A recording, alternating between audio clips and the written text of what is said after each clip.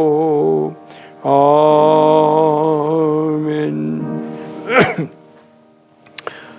감사하신 하나님, 오늘 수요 성서 학당 이렇게 또 시작합니다. 성령이여 깨닫게 하여 주시고, 또 하나님 말씀을 전하는 저나 듣는 우리 모두가 주 안에서 성령의 인도하심으로 깊이 깨닫고 영성이 회복되고, 그 어느 때보다도 좀 힘들고 어려운 세월을 지나가는 이때에 다니엘서를 통하여 우리의 삶의 강건함을 얻는 시간 될 수 있도록 도와주시옵소서. 그래서 다니엘처럼 참으로 주 안에서 세상 가운데 있으나 세상에 묻히지 아니하고 세상의 대국을 이끌어 나가는 그런 지혜와 믿음을 허락해 주시옵소서. 예수님의 이름으로 기도합니다. 아멘. 마이크 안 끄는.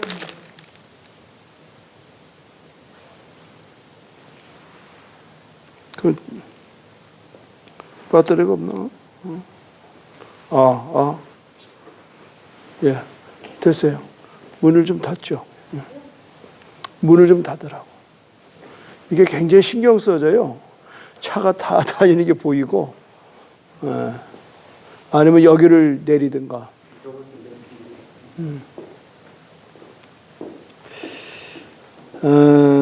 오늘은 다니엘서입니다. 다니엘서.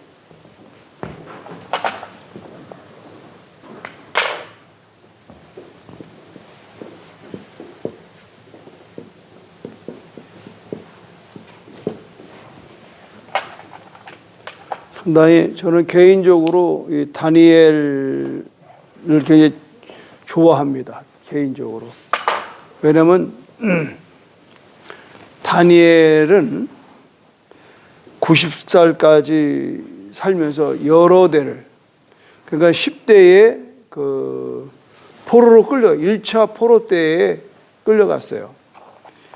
그리고 나서 다니엘이 여러분 아시는 대로 그 소년 때에 붙들려 가서 여러 친구들과 함께 결단코 그 이방상에 제사 지낸 음식을 먹지 않는 걸로 유명하죠. 그래서 다니엘은 굉장히 그 몸과 마음을 깨끗하게 한번 여러분 1장 8절 보십시오. 1장 8절.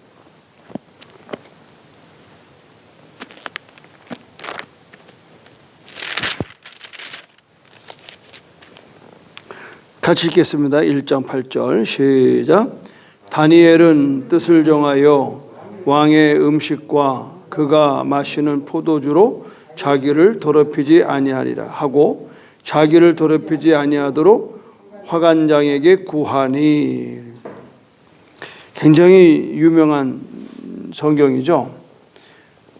다니엘은 10대에 바벨론으로 끌려가지 않습니까?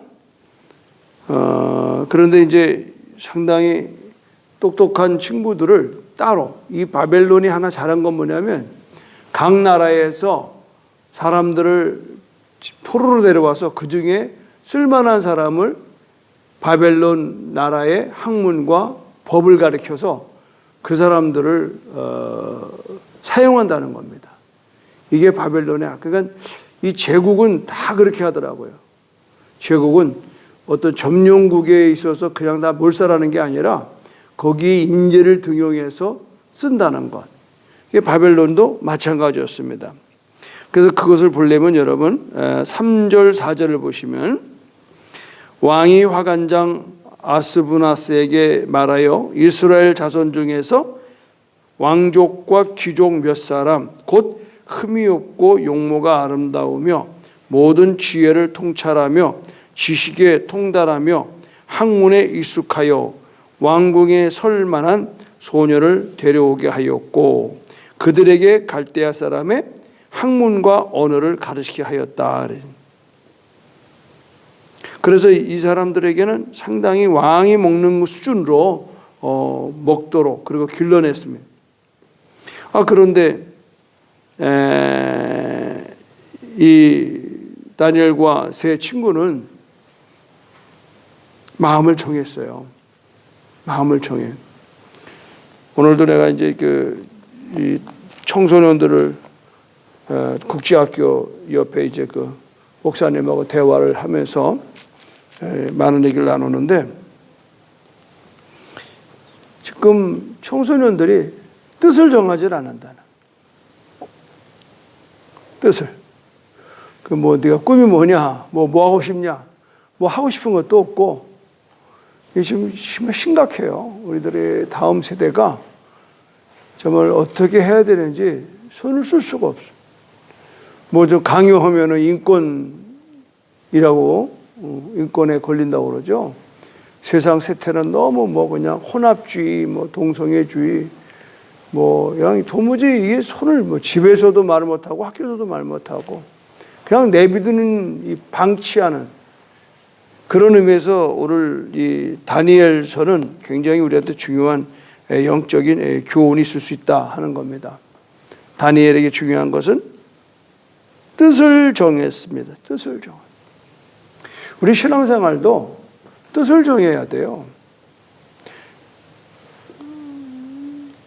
그래서 저는 이제 17살 때 뜻을 정해가지고 지금까지 50년 동안 이제 한결로 왔는데, 이런 얘기를 지금 젊은 이제 10대들한테 하면은 대화가 안 됩니다. 그러나 다는 아니에요. 그래서 제가 이 교회에서 10대를 굉장히 소중하게 생각하는 거예요. 10대. 이 10대의 뜻을 정하게 하면요, 그 친구들은 그대로 가는. 그러니까 내가 17살 때의 뜻을 정해서 왔기 때문에 목회하면서도 특히 17살 그 수준의 친구들을 많이 관심을 갖는 이유가 그거죠.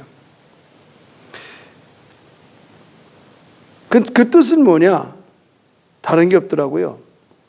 하나님만 섬기는 거예요. 아멘. 하나님만.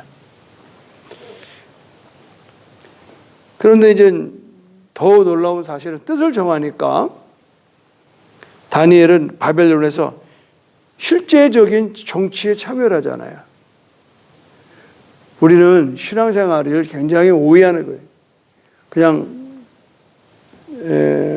세상을 등지고 그냥 산속에 앉아서 무슨 절간에 앉아있는 고승처럼 그런 것을 신앙이라는 사람이 굉장히 많아요, 우리나라에.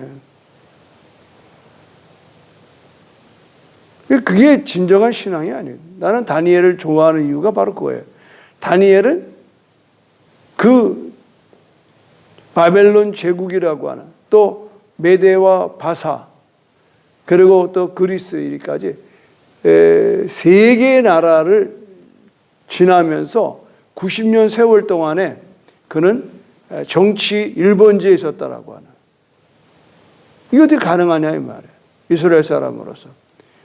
여러분 알다시피 우상에 절하지 않는다고 막 불 속에 집어넣고 막 말년에는 막 80에 그렇게 충성봉사했는데 시기라는 게 있잖아요. 그래가지고 또 이번에 사자굴에도 들어가고 막. 이건 말할 수 없는 그런 시련의 역사가 일어나는.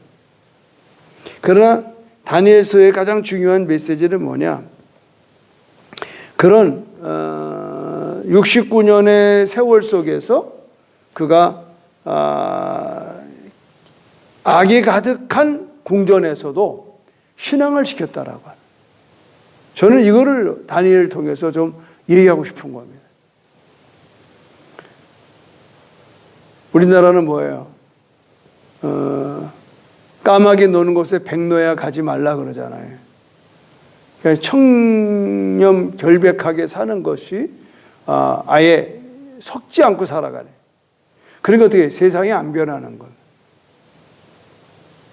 이 기독교가 위대한 점은 뭐냐면 예수님이 세상으로 오셨다는 거예요. 우리가 지금 성탄절에 예수님의 이름이 뭐예요? 임마누엘이잖아요. 그 임마누엘은 뭐냐면 우리와 함께 하시는. 하나님이 높고 귀한 자리를 버리고 낮고 천한 곳으로 오셨어요. 이거를 성육신이라고 그래요. 성육신.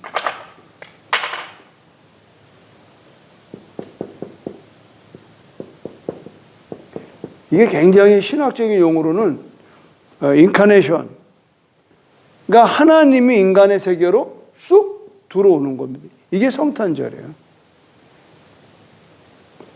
오늘 다니엘서를 통해서 우리는 이런 상황을 볼 수가 있는 거죠.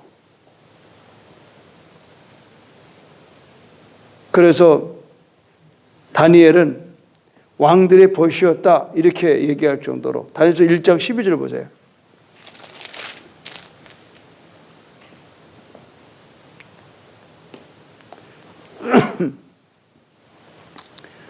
보면은 청하오니 당신의 종들을 열흘 동안 시험하여 채식을 주어 먹게 하고 물을 주어 마시게 한 후에 13절 당신 앞에 우리의 얼굴과 왕의 음식을 먹는 소년들. 자, 왕의 음식을 먹는 소년들 누구예요? 왕족이에요. 그러니까 클래스가 어떻게 된다? 왕족과 놀았다고. 클래스가.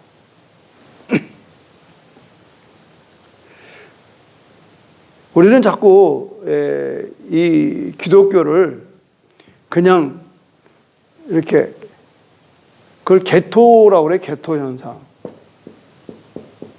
이 개토라는 말은 뭐냐면 그냥 물과 기름처럼.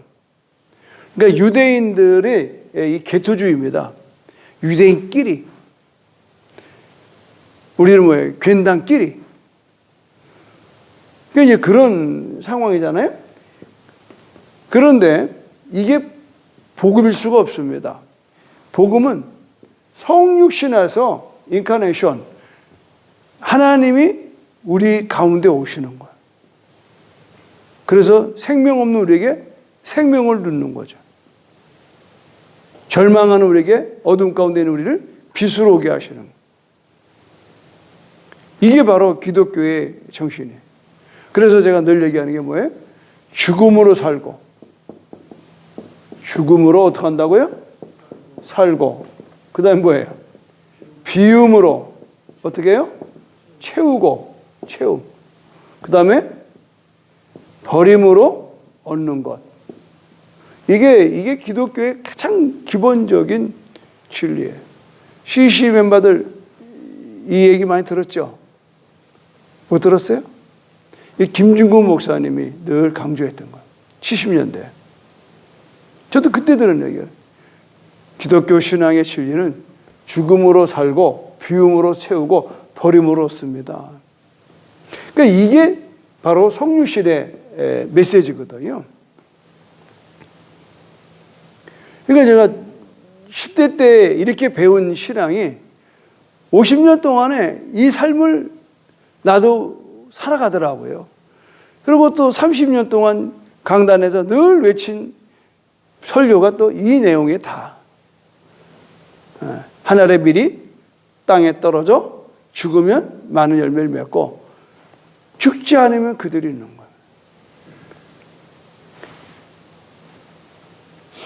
거예요. 에스겔 같은 선지자는 포로민으로서 서민들과 함께 살았어요.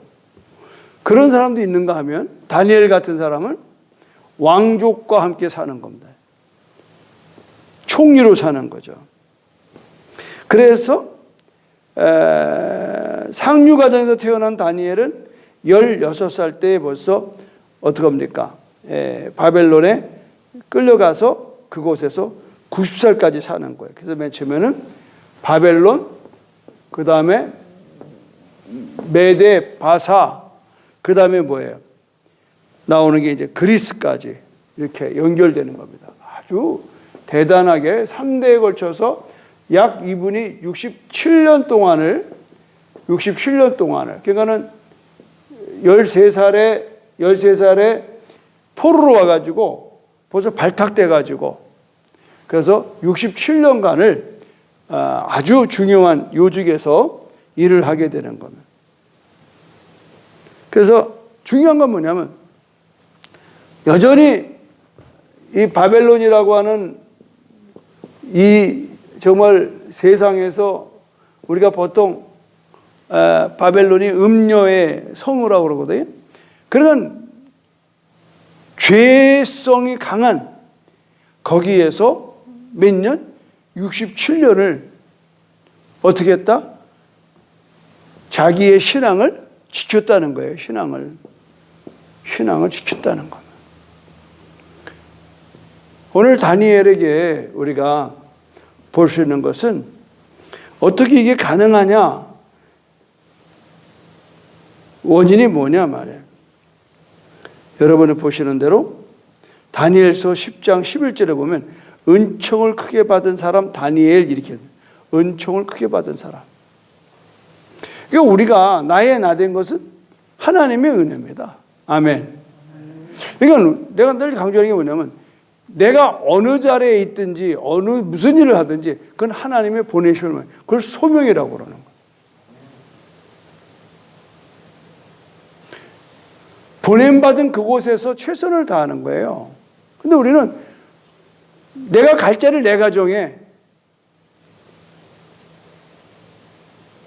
그런데 뒤돌아보면 내가 온 것 같으나 보낸 이가 하나님이에요. 할렐루야. 예. 이걸 깨닫는 게 뭐예요? 데스티니예요, 데스티니. 늘 자꾸 얘기하는 게 데스티니. 하나님의 계획 아래 있는 나라 말이에요. 하나님의 계획 아래. 우리 각각의 하나님의 나에게 부를 계획이. 이게 참 감동적인 거죠. 그러니까 다니엘처럼 파란만장한 사람이 없어요. 포로로 끌려와 13살에. 근데 이미 벌써 얼마 안 돼가지고 다니엘은 굉장한 큰 일을 감당하잖아요. 그래서 다니엘서 한번 여러분 10장을 보십시오. 쭉 뒤로 가서 10장. 자, 11절 보십시오. 11절 시작. 내게 이르노니 큰 은총을 받은 사람 다니엘아, 내가 내게 이르는 말을 깨닫고 일어서라. 내가 내게 보내심을 받았느니라 하더라. 그가 내게 이 말을 한 후에 내가 떨며 일어서니 그가 내게 이르노니 다니엘아, 두려워하지 말라. 내가 깨달으려 하여 내 하나님 앞에 스스로 겸비하게 하기로 결심하던 첫날부터 내 말이 응답되므로 내가 내 말로 말미암아 왔느니라. 그러니까 다니엘은 이 영통한 사람이에요. 기도에 그 다니엘 기도가 여기서 나오는 거예요. 그래서 여러분 이왕 보면은 그 마저 볼까요? 다니엘 20일 기도가 어디서 나왔냐면 13절 보세요. 13절에 그런데 바사 왕국의 군주가 며칠? 21일 동안 나를 막았으므로 내가 거기 바사 왕국의 왕들과 함께 머물러 있더니 가장 높은 군주 중 하나인 미가엘이 와서 나를 도와주므로 이제 내가 마지막 날에 내 백성이 당할 일을 내가 깨닫게 하러 왔노라. 이는 환상이 오랜 후의 일임이라. 그는 다니엘 21일 기도회가 여기서 나오는 거예요. 그러니까 놀라운 사실은 첫날부터 응답이 됐는데 어떻게 된다? 그 지역을 묶이는 사탄들이 싸우는 겁니다. 천사가 내려오는 길을 방해하는 겁니다, 여러분. 이거 굉장히 영적으로 여러분이 새겨들어야 될 문제예요. 우리도 이번에 봉헌을 위해서 300일을 기도한 300일. 300일. 이거는 벌써 하나님은 기도할 때 응답이 오는 거예요. 아멘. 기도할 때 응답이. 근데 그 응답이 오는 과정에 어떻게? 공중권세와 싸우는 거예요. 그래서 다니엘 20일 기도가 여기서 나오는 거예요. 그러니까 3일에 어느새 또 3일의 기도. 맨 처음에 오륜교회도 초기에는 3일의 기도에 이렇게 3일의 기도에. 그러다가 20일로. 저도 교회에 이렇게 저희들이 이 다니엘 20기도 참 많이 했습니다. 또 모세 40일 기도에 겟세마네 40일 기도에 하여튼 기도의 이름은 다 붙였어요. 옛날 주보를 쭉 보면은 참 무섭게 기도했어요. 우리가 하나님은 다니엘을 그의 기도로 영화롭게 하셨다는. 그러니까 하나님은 다니엘의 기도를 들으시고 그를 높였다 이렇게 말해요. 내가 내 말로 인하여 왔다네. 이게 기막히잖아요. 하나님 앞에 기도했더니 천사가 오는 겁니다. 그래서 요새 천사 동원령이라고 하네. 천사가 돕는 거예요. 그러니까 하나님이 우리를 감동시켰다는 것은 천사가 와서 역사하는. 그러니까 천사는 하나님이 부리는 영이에요. 하나님이 부리는 영. 그러니까 우리 각각이 기도할 때 천사가 우리의 기도를 하나님께로 받아 올라가고 또 하나님이 주신 응답을 받아 내려오는 거예요. 그게 유명한 얘기 있어요. 윤석전 목사님이 삼각산 기도원에 그분도 몸이 그냥 아파서 죽을 병이 들었다고 그래요. 그래서 그냥 그때 이제 세일즈맨 할 때 사모님이랑 그 삼각산 그 기도봉, 능력봉에 늘 간대요.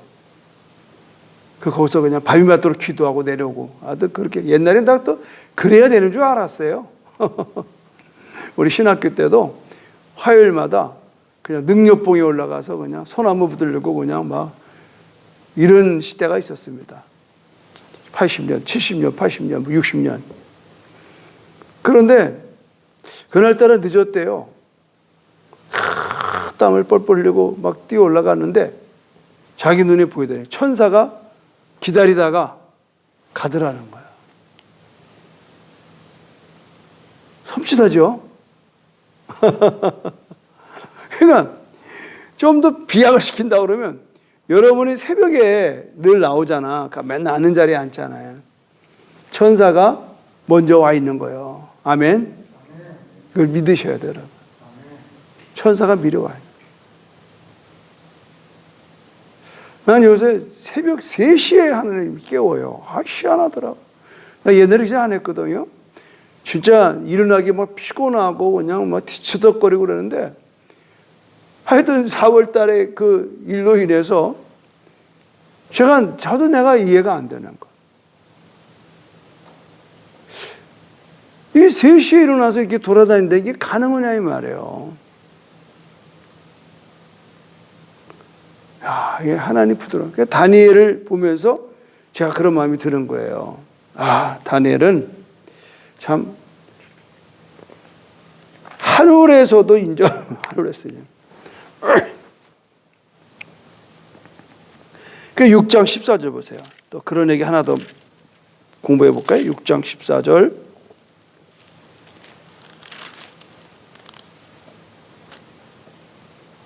자, 보겠습니다. 왕이 이 말을 듣고 그로 말미암아 심히 근심하여 6장 14절 봤어요? 네. 예, 다시 같이 읽어봐요. 시작. 왕이 이 말을 듣고 그로 말미암아 심히 근심하여 다니엘을 구원하려고 마음을 쓰며 그를 건져내려고 힘을 다하다가 해가 질 때까지 이르렀더라. 이게 뭐냐면은 신하들의 모함으로 1절 보세요. 다리오가 6장 1절에 다리오가 자기의 뜻대로 고관 120명을 세워 전국을 통치하게 하고 그 위에 총리 셋을 두었으니 다니엘이 그 중에 하나라 그랬잖아요. 그랬더니 어떻게 그래? 고관들로 총리에게 자기 직무를 보고하게 하여 왕에게 손해가 없게 하려 함이라. 그런데 이제 모함을 하죠. 그래서 왕 외에는 어느 곳에도 절하면 안 되게끔 조소를 내리게 했죠. 그 임금이 홀따라 넘어갔어요. 그런데 이제 잡혀온 게 누구예요? 다니엘이 잡혀온 거예요. 자, 10절 보십시오. 다니엘의 이 조소의 왕의 도장이 찍힌 것을 알고도 자기 집에 돌아가서는 윗방에 올라가 예루살렘을 향한 창문을 열고 전에 하던 대로 하루 3번씩 무릎을 꿇고 기도하며 그의 하나님께 감사하였더라. 그랬더니 어떻게 해요?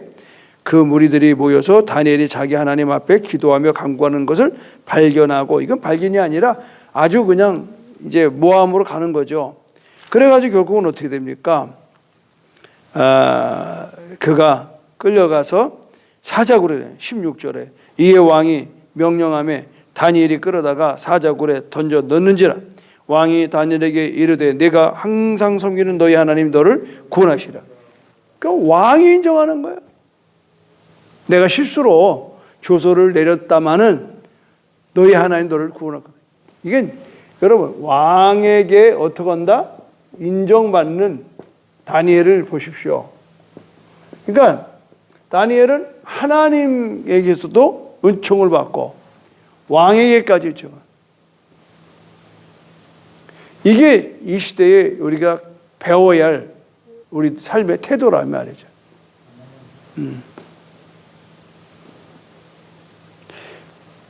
그래서 이 다니엘은 굉장히 뛰어난 선지자입니다. 그래서 이제 그러니까 구약에는 다니엘, 신약에는 요한계시록, 환상을 보는. 그리고 왕의 꿈을 해석하잖아요.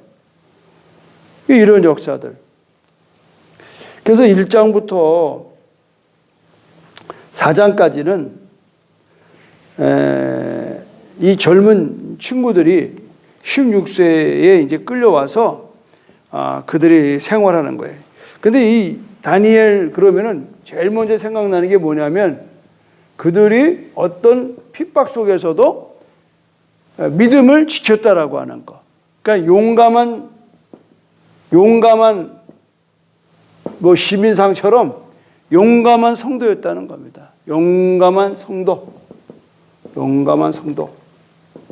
그러니까 우리는 믿음에 대해서 용감해야 돼요.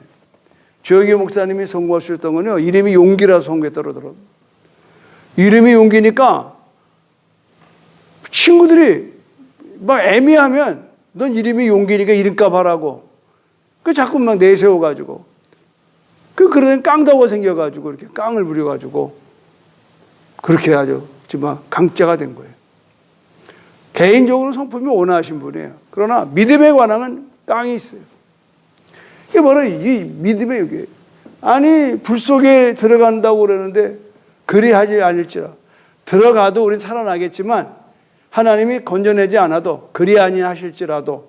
이게 유명한 말 아닙니까? 그리 아니하실지라도. 참 이 하나님의 이 놀라운 역사가요. 그래서 중요한 건 뭐냐면 시험에 어떻게 한다? 합격해라. 시험에 합격해.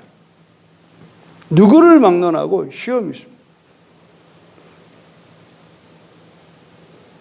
누구를 막론하고.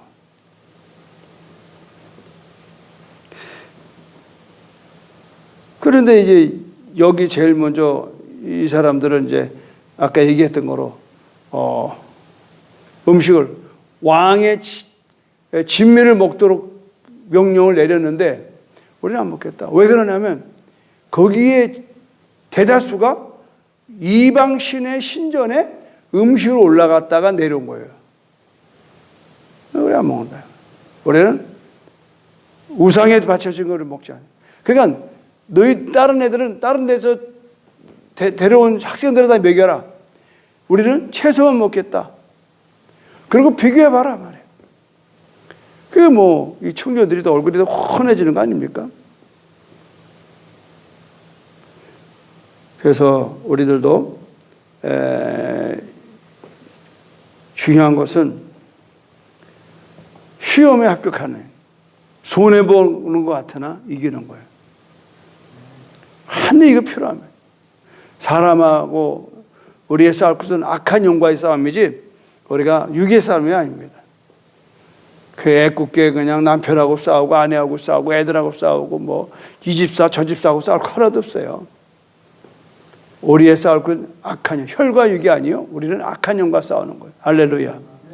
그러니까 불 속에 들어가고 뭐 사자굴에 들어가도 그들은 그 시기하는 사람들을 두려워하지 않습니다. 내가 신앙을 지켜서 하나님 앞에 인정받기를 원하는 거예요. 그러니까 어떤 시험이라도 우리는 하나님 앞에 할게요. 여기 제일 유명한 게 누구예요? 아브라함의 시험이죠. 이삭을 바쳐라 이 말이에요. 이삭을 바쳐라. 그 이삭을 바쳤을 때 바쳤잖아요. 그랬더니 스톱. 이제야 네가 내 아들보다 나를 더 사랑한 줄 내가 알았다 이 말. 할렐루야. 이거는 다니엘은 뭐예요? 아까 읽었던 것처럼 다리오 왕 때에 신상 앞에 절하래. 임금님 외에는 아무도 버텼어요. 내가 이렇게 예전과 동일하게 하루에 3번씩 하나님을 향하여 예배를 드리면 잡혀갈 걸 알았어요. 사자굴에 들을 걸 알았다고. 그래도 하는 겁니다. 지금 우리가 이런 거 굉장히 대조할 문제예요. 오늘 이 시대에 우리가 진정한 예배가 무엇이냐 하는 거예요. 진정한 예배가 무엇이냐. 이런 것들을 통해서 우리가 상당히 고민을 좀 많이 해봐야 됩니다. 신앙이라고 하는 게 뭔가. 신앙이라는 게 뭔가. 그래서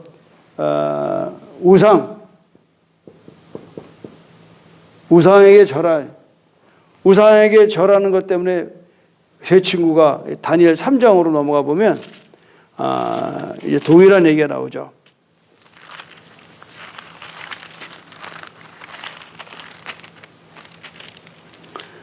자, 한번 보겠습니다. 3장 1절.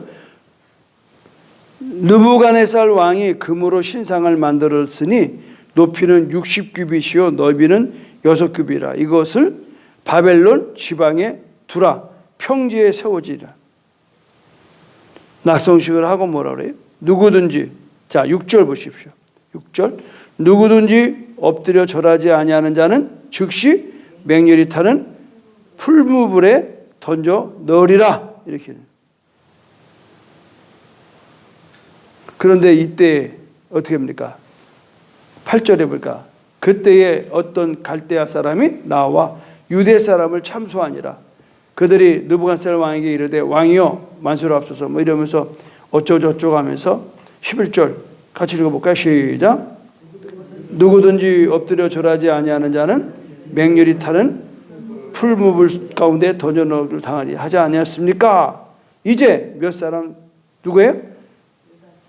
사드락, 메삭, 아벳느고는 왕이 세워 바벨론 지방을 다스리게 하신 자이거늘. 이분들이 대단한 고관입니다. 이 사람들이 왕을 높이지 아니하여 왕의 신들을 섬기지 아니하며 왕이 세우신 금시장에 절하지 아니하였나이다. 그러니까 느부갓네살이 화가 났어요. 그래서 그를 끌어왔습니다. 끌려와서 어떻게 됐어요? 사실이냐? 그러니까 15절에 절하. 이제라도 너희가 준비했다가 나팔 소리가 나면 절을 하라 이 말이에요. 그러니까 뭐라 그래요? 16절에 우리가 이 일에 대하여 왕에게 대답할 필요가 없습니다. 자, 17절 한번 읽으면 17절, 18절 시작. 왕이여 우리가 섬기는 하나님이 계신다면 우리를 맹렬히 타는 풀무불 가운데서 능히 건져내시겠고 왕의 손에도 건져내시리다. 그렇게 하지 아니하실지라도 왕이여 우리가 왕의 신들을 섬기지도 아니하고 왕이 세우신 신상에서 절하지도 아니할 줄 아노라. 화가 나가지고 7배나 불을, 그러니까 불을 지피는 군사들이 그냥 다 타절 정도로 들어가게 되는 거죠. 그런데 희한한 일이 벌어졌어요. 어떻게 됐습니까? 25절 보세요. 왕이 또 말하여 이르되 내가 보니 결박되지 아니한 네 사람이 불 가운데로 다니는데 상하지도 아니하였고 그 넷째의 모양은 신의 아들 같아. 들어가기는 셋이 들어가는데 보니까 4명이 있는 거예요. 그 4명이 뭐야? 하나는 천사예요. 그 불 속에서 그들을 건져내는 거예요. 참 기가 막혀. 어떻게 건져냈어요? 27절에 보니까 머리털 하나도 그슬리지 아니했다. 이게 있을 수 있습니까? 그래서 28절에 보면 느부갓네살이 말하여 이르되 사드락, 메삭, 아벳느고의 하나님은 뭐하라? 찬송하자.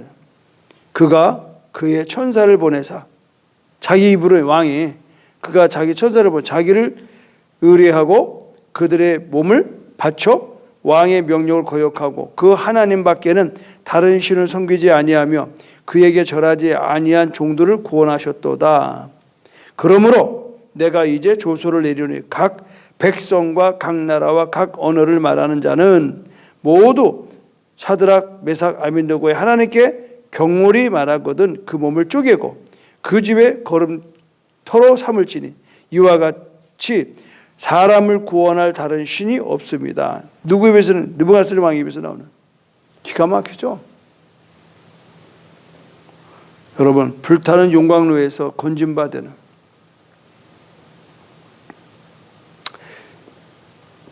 이건 우상이 뭘까? 이것은 하나님에 대하여 합당하지 않은 생각이 우상이에요. 하나님에 대하여 다시 말씀드리면 내가 예배는 하나님에 대한 감사가 핵심인데 여러분이 예배를 방해하는 것들이 있다고요. 몸은 앉아 있는데 생각이 왔다 갔다 하는 거예요. 집에 근심 걱정하고 뭐 이거 끝나면 어디 갈까 생각. 그게 다 우상이에요. 우리 우상이라니까 무슨 금신상 앞에 절만하는 게 아니라 내 마음을 하나님께 집중하지 못하고 뺏기게 하는 거 있잖아요. 그러죠? 이게 우상이에요. 그러니까 하나님께서 아브라함에게 시험을 했던 건 뭐냐면 이삭이라고 하는 이 아들을 백세에 낳는데 하나님 앞에 집중해야 될 아브라함이 이삭에게 마음이 뺏겨가는 것 같아. 그러니까 하나님이 바쳐 그랬다면. 그러니까 아브라함은 갖다 바치잖아요. 하나님이 그때서야 이제야 네가 네 아들보다 나를 해. 네가 나를 사랑하는 일에 마음을 뺏기는 이 아들이 아니라는 걸 알게 된 거죠. 이거 굉장히 우리가 중요한 포인트입니다. 우리가 이 신앙생활하면서 내 마음을 뺏기는 게 있어요. 어떤 사람은 권력일 수 있고요. 어떤 사람은 쾌락일 수 있고요. 어떤 사람은 명예일 수가 있어요. 어떤 사람은 돈일 수가 있습니다. 하나님보다 더 사랑하는 하나님 앞에 나아가는 일에 내 마음을 분리시키는 것, 이게 우상이에요. 저희 교회에서 이렇게 저도 마찬가지입니다만은 신앙생활하면서 제일 무서운 우상은 뭐냐? 자기입니다. 자기. 어떤 화가 나는 일이 벌어졌을 때 보면 알아요. 어떤 화가 났을 때 그 태도를 보면은 아, 이분이 말로는 하나님을 사랑하지만 자기를 더 사랑하는 거예요. 하나님의 명예에 대해서는 화도 안 내요. 근데 자기의 명예에 대해서는 막 화가 나. 누가 나한테 그따위 소리 했어? 막 누구야? 막 하고 막 난리가 치죠. 근데 하나님의 명예가 실추되는 것에 대해서 모르쿠다 그러는 거예요. 교회가 세상으로부터 공격을 받을 때 아닌 척하고 모른 척하고 그러나 자기의 문제에 대해서 뭐 누가 말 한마디 하면 막 분노하고 말이에요. 이런 것들은 바로 이런 데 해당되는 거예요. 여기까지는 이제 우리가 다니엘의 이야기를 했다고 그러면 이제 다니엘이 있을 때의 당시에 그 왕들의 모습 속에서 하나님은 어떤 모습이었을까 하는 게 이제 5장, 6도, 7장, 8장에서 나와요. 그 벨사살이라고 하는 왕이 있었어요. 벨사살. 그러니까 느부갓네살 다음에 모로닥, 그 다음에 네실글리살, 그 다음에 나보니두스, 그 다음에 벨사살이라는. 그 이제 이 벨사살의 때에 어떤 일이 벌어졌냐면 느부갓네살 때에 예루살렘 성전에서 쓰는 성물 있잖아요. 잔 같은 거, 촛대 같은 거. 이거를 갖다가 자기 궁전에서 애첩들하고 술 먹으면서 하나님에게 예배드려야 될 사용되는 성물을 술을 부어 마셨어요.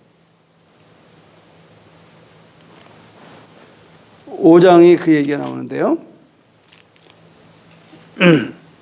1절 보세요. 벨사살 왕이 그의 귀족 1000명을 위하여 큰 잔치를 베풀고 그 1000명 앞에서 술을 마신지라.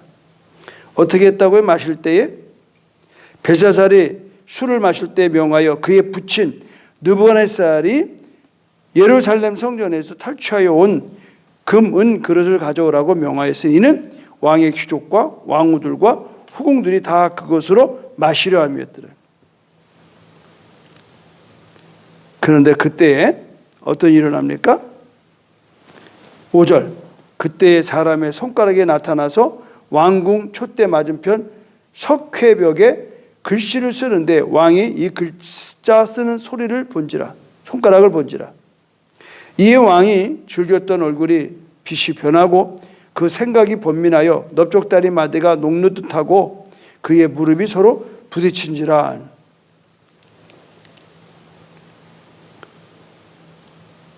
그래가지고 이게 뭔지를 모르는 거예요. 그래서 12절에 보면은 왕이 벨드사살이라 이름하는 이 다니엘은 마음이 민첩하고 지식과 총명이 있어 능히 꿈을 해석하며 은밀한 말을 밝히며 의문을 풀 수 있었나이다. 이제 다니엘을 부르소서. 그리하시면 그가 그 해석을 하겠습니다. 그 해석을 해보니까 뭐냐? 25절. 기록된 글자는 이것이니 곧 메네 데겔 우바르신. 이걸 해석하면 뭐예요? 자, 26절 여러분 직접 읽어요. 26절, 27절 시작. 그 글을 해석하건대 메대는 하나님이 이미 왕의 나라의 시대를 세워서 그것을 어떻게 끝난다. 우리 종쳤다 그러죠. 너 끝났어 이제. 네 생명 끝났어. 이런 거 있어요. 그게 이제 메대라는 뜻이에요. 데겔은 뭐예요? 데겔 다 같이. 데겔은 왕을 저울에 달아보니 부족함이 보였다 하며. 그러니까 이 왕이 이제 끝나는 거예요. 결국은 30절에 그러잖아요. 그날 밤에 갈대아 왕 벨사살이 죽임을 당하였고 메대 사람 다리오가 나라를 얻었는데 그때의 다리오는 60세였더라. 그렇죠? 그러니까 하나님의 성물, 하나님 앞에 드려진 거, 하나님 위해 사용되질 거, 우리가 뭐예요? 성전이죠. 아멘. 우리가 성전이에요. 그럼 우리는 뭐예요? 하나님의 영광을 위해서 우리는 쓰임 받아지는. 그런데 하나님을 위해 쓰임 받아야 될 내 몸을 가지고 창기와 뒹군다든가 부어 먹고 마신다든가 쾌락을 쫓는다? 그건 망하는 겁니다. 여기서 특별히 메대, 하나님이 이미 왕의 나라의 시대를 세워서 그것을 끝나게 하셨어요. 두 번째, 데겔, 왕을 저울에 달아봐 부족함. 저울이 나와요. 이거는 뭐예요? 기준이에요, 기준. 그렇죠? 기준이에요. 우리의 기준이 다 있어요. 하나님이 목사에게 원하는 무게가 있고요. 장로에게 무게 있고 다 다른 거예요. 똑같을 수가 없어요. 많이 받은 사람에게 많이, 5달란트 받은 사람에게 5을 요구하시는 하나님이에요. 2달란트는 2, 하나는 하나예요. 그러니까 우리는 하나님이 우리에게 항상 기준이 있다는 걸 아셔야 돼요. 기도 생활이나 헌금 생활이나 봉사나 다 기준이 있어요. 남같이 하려고 그러지 마세요. 하나님이 나에게 기준은 어제 되느냐 이 말. 함량미달, 함량미달. 함량미달되는 걸 뭐라고 그래요? 그건 위조라고 그러는 거예요. 위조. 근수를 달아보니까 근이 빠져. 고기를 달았는데 저울을 이렇게 눈속임해서 그러면 어떻게 해요? 고소값이죠. 하나님은 우리 모두에게 이런 저울을 바라요. 근데 이 지금 왕은 어디에 걸렸어요? 하나님의 거룩한 성물을 갖다가 자기의 쾌락을 위해 사용됐습니다. 그러니까 이거를 해석해 보면 우리는 하나님의 것이잖아요. 우리는 하나님의 거룩한 성전이에요. 교회예요.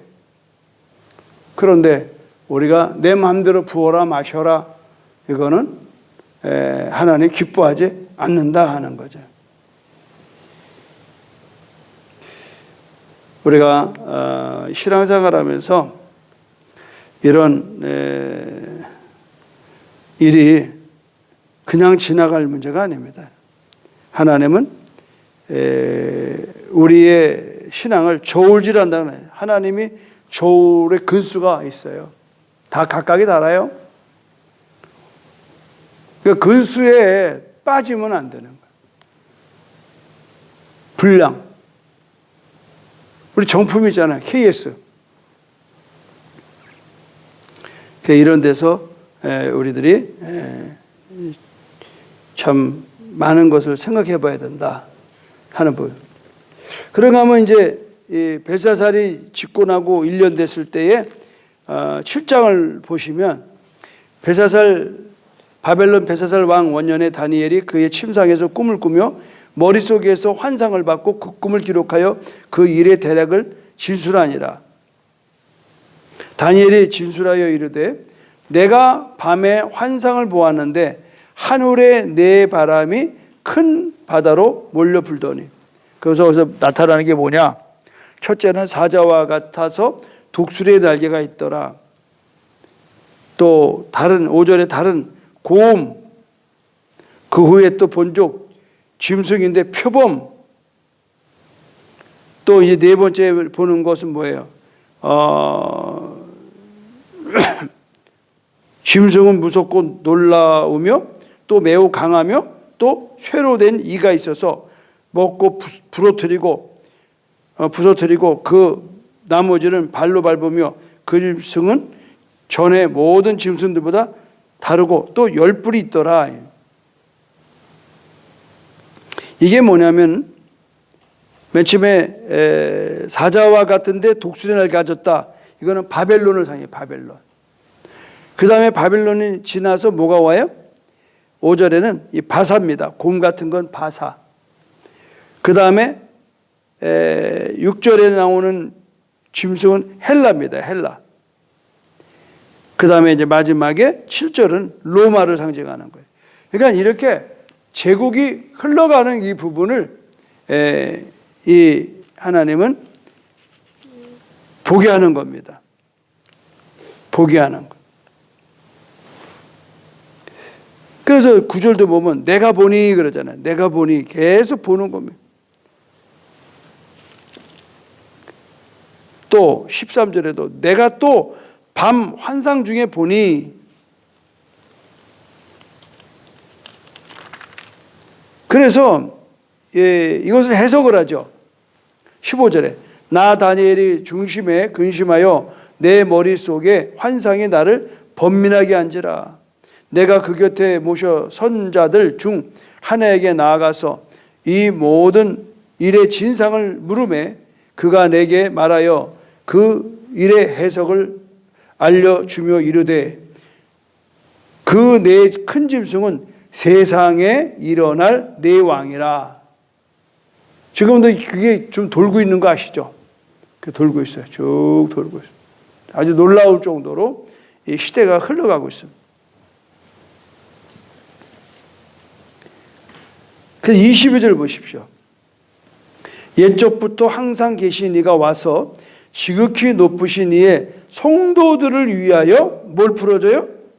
원한을 풀어주셨고 때가 이름에 성도들이 나라를 얻었더라 그러네.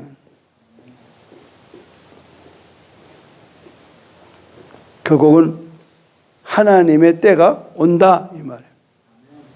하나님의 때가 온다. 그래서 우리가 이 예언서에 늘 얘기는 결국 일의 결국은 온다. 일의 결국. 그러니까는 이 마무리가 돼 있어요. 결국 로마 후에 예수님의 시대가 오잖아요. 여전히 예수님은 칼과 창으로 오는 게 아닙니다. 예수님은 섬기는 종으로 오는 거예요. 그래서 예수님이 그 제국을 무너뜨리죠. 그러니까 땅의 역사를 마무리하고 하나님의 역사로 전환되는 거예요. 우리는 그 길목에 있다 이 말이에요. 그 길목에. 그런데 우리가 신앙생활 하면서 다시 한번 우리가 이제 6장과 9장을 보면 그래서 이제 이게 여기에 껴들리는 겁니다. 6장에 와서 사자굴 사건이 나오는 거예요. 이때 다니엘이 보세요. 13세에서 이때가 80살에 사자굴 사건이 나오거든요. 그게 몇 년이야? 67년. 67년을 아주 중앙 집권의 그 자리에 있었지만 그거와 상관없이 다니엘은 어디예요? 아까 얘기한 것처럼 왕 외에는 절하지 말라고 그러는데 그거를 왕의 어인을 알고 왕이 공포한 걸 알고도 그는 하루에 3번씩 절을 했다 이 말이에요. 자, 여러분 다니엘에 대해서 3절을 이렇게 말합니다. 다니엘은 마음이 민첩하여 총리들과 고관들을 위에 뛰어남으로 왕이 그를 세워 전국을 다스리게 하고자 한지라. 그러니까는 이에 총리들과 고관들이 국사에 대하여 다니엘을 고발할 근거를 찾고자 하였으나 아무 근거, 아무 허물도 찾지 못하였으니 이는 그가 충성되어 아무 그릇됨도 없고 아무 허물도 없었음이더라. 여러분, 우리가 자꾸 핍박을 받는다고 하지만 우리가 항상 세상을 향해서 아무 허물이 없어야 돼요.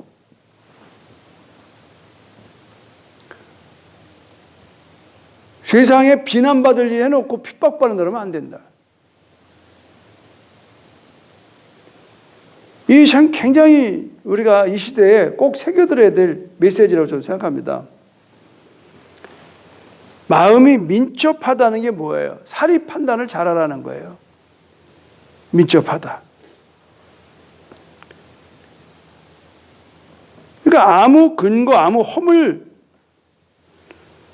충성돼. 충성. 그러니까 다니엘이 훌륭했던 점은 세상에 대해서도 어떻게 했다? 충성했다. 맡은 일에 충성했다. 맡은 일에 충성했다. 우리가 각각의 다 직장이 있고 있잖아요. 가정이면 가정, 직장이면 직장. 충성하는 거예요. 충성. 이 성품이 굉장히 필요합니다. 그래서 아무 흠이 없어야 돼요. 이런 부분들에 있어서 우리가 이 다니엘을 통해서 이 중상몰략을 어떻게 이겨냈는가. 아니 지을 죄를 다 져놓고 나서 그 왜 이렇게 적이 많았을까? 다니엘은 FM이에요. 그러니까 고관대작들이 삥땅 치는 걸 다 잡아내는 거예요. 그러니까 결국은 미운 털이 되는 거죠. 눈 감아주지 않았다는 거예요. 그러니까 다니엘의 신앙을 이용해서 모함하는 거죠. 이 시대도 마찬가지입니다, 여러분. 이 시대도 우리가 신앙생활 하면서 정말 제대로 믿으려면요, 교회 안에서 왕따 당합니다. 너무 지나쳐. 아무개 장로 너무 지나쳐. 너만 장로냐? 너만 목사한테 좋은 소리 들으려고 그러냐? 말 안 나오는 줄 알아요, 여러분? 내가 목회하면서 좀 더러 들은 얘기. 박 목사 너무 열심히 하지 마라. 우린 뭐가 돼? 동네가 좁으니까 다 소문이 나거든요. 나는 아주 개척 초기부터 그런 얘기 들었어요. 참 이런 것들이요, 다 듣는 얘기입니다. 정말 충성한 사람 다 듣는 얘기예요.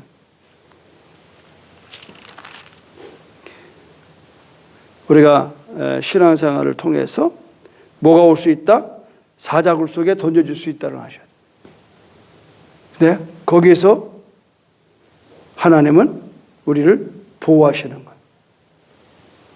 참 놀랍잖아요. 그러니까 사자굴에 던져진 것이 문제가 아니고 사자굴에 던져지는 순간에, 사지로 던져지는 순간에 다니엘은 하나님의 손에 던져진 겁니다. 할렐루야. 이게 믿음이 돼야 돼요. 여러분이 곤고하고, 그래서 시험을 당하나 담대하라. 또 고난이 내게 유익이라. 그러니까 사자굴에 던져져 보니까 사자들 입에 하나님이 뭘 막아놨어. 망을 쳐놨어. 사자들이 접근할 수가 없는 거예요, 다니엘에게. 여러분 이럴 때 생각나는 게 뭐예요? 너의 길을 여호와께 맡기라. 저를 의지하면 저가 이루시리라. 할렐루야. 시편 37편 5절이 생각나네요. 하나님께서 우리가 어려움과 시험이 있다 할지라도 하나님의 솜씨는요, 그걸 막아요. 그러니까 시험을 주시되 우리가 감당치 못할 시험을 주지 않습니다. 감당치 못할 시험.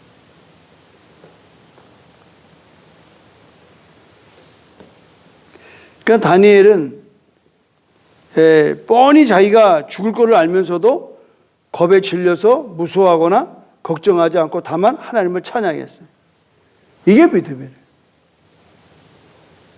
근데 지난번에 얘기했잖아요. 72년도에 북한에 그 공항 가는 길 뚫느냐고 부르조가 쭉 두루룩 가고 하는데 땅이 훅 꺼지는 거예요. 내려가 봤더니 굴이 있어요. 24년 동안 그 안에서 6.25 직후 24명이 그 굴 속에서 지하교회를 하고 있어요.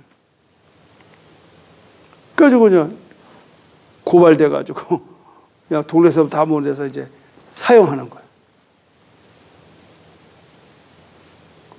그 막내부터 이제 목에 거는 거예요.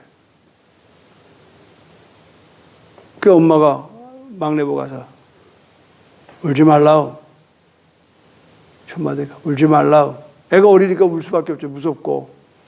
조금 있으면 천국 가서 보자오. 자기도 줄 거니까. 그리고 마지막에는 이제 목사님이 이제 어떻게 주느냐. 불도저 그 왜 롤러 있잖아요. 길 닦을 때 그 아스팔트 누르는 거.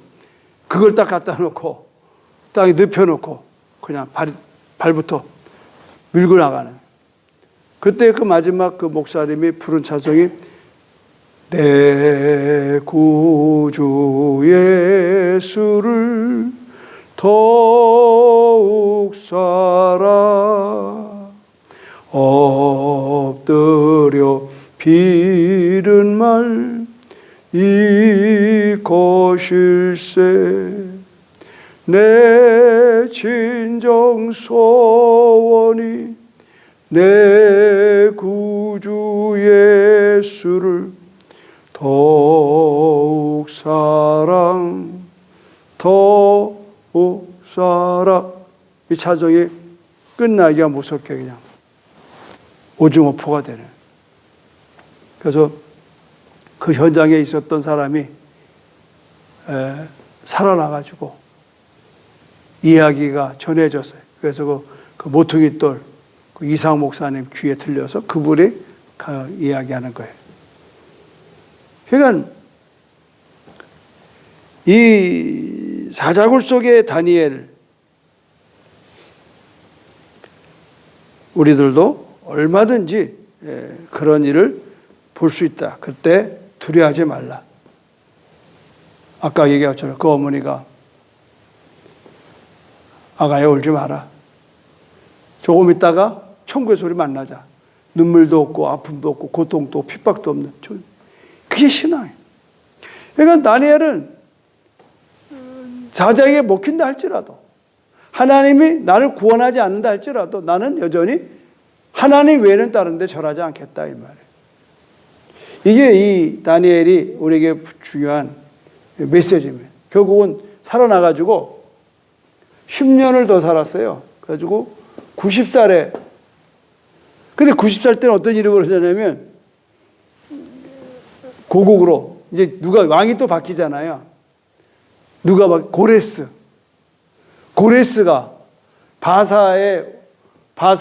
페르시아의 바사에 고레스가 보낼 때 이때 90이에요. 그 너무 늙으니까 고국에 갈 형편도 못 돼요. 그래서 결국은 바벨론에서 생애를 마치죠. 이 다니엘이 우리가 꼭 기억할 게 뭐냐면 12장 보십시오.